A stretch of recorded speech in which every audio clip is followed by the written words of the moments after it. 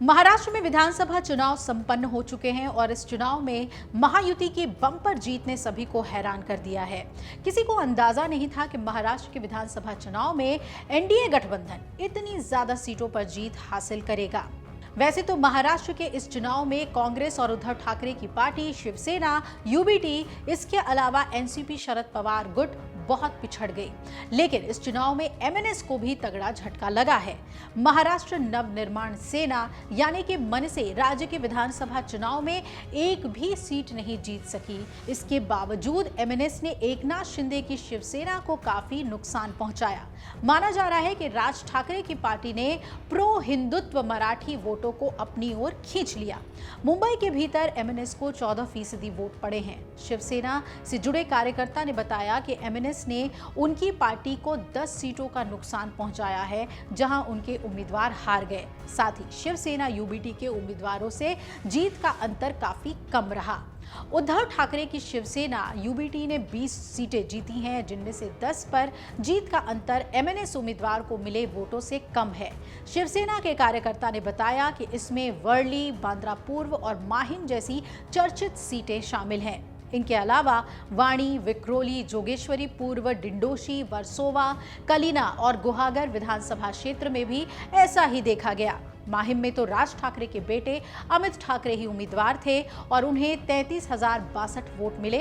यहां से उद्धव ठाकरे के कैंडिडेट महेश सावंत ने शिवसेना के सदा सरवणकर को 1,316 वोटों से हरा दिया।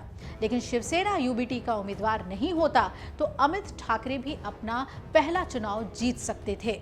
एक न्यूज एजेंसी से बातचीत करते हुए शिवसेना के वर्ली से उम्मीदवार मिलिंद देवड़ा ने कहा कि हमने एमएनएस के साथ बातचीत करने का पूरा प्रयास किया। हम उनकी बहुत सी मांगों को पूरा करने के लिए तैयार भी थे, लेकिन गैर जरूरी मांग रखे जाने पर उसे पूरा करना संभव नहीं होता है।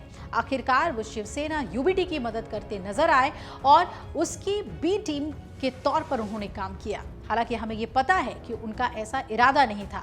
अगर माहिम और वर्ली में एमएनएस नहीं रहे होती तो इसमें कोई दो राय नहीं है कि हम बड़े अंतर से जीत गए होते। मुंबई में एमएनएस ने 25 विधानसभा सीटों पर अपने उम्मीदवार उतारे। इनमें से उसके 12 कैंडिडेट्स ने शिवसेना और 10 ने बीजेपी के खिलाफ ताल ठोका। मुंबई से बाहर वाणी और गुहागर सीट पर भी मनसे उम्मीदवारों से शिवसेना यूबीटी को फायदा मिला है। ये जरूर है कि एमएनएस को शिवसेना की वजह से कोई फायदा नहीं मिल पाया। राज ठाकरे के बेटे अमित ठाकरे के साथ कुछ ऐसा ही हुआ। उन्हें मुंबई की माहिम सीट पर हार का सामना करना पड़ा। वो तीसरे स्थान पर रहे। उद्धव की शिवसेना के उम्मीदवार ने यहां से जीत दर्ज कर ली।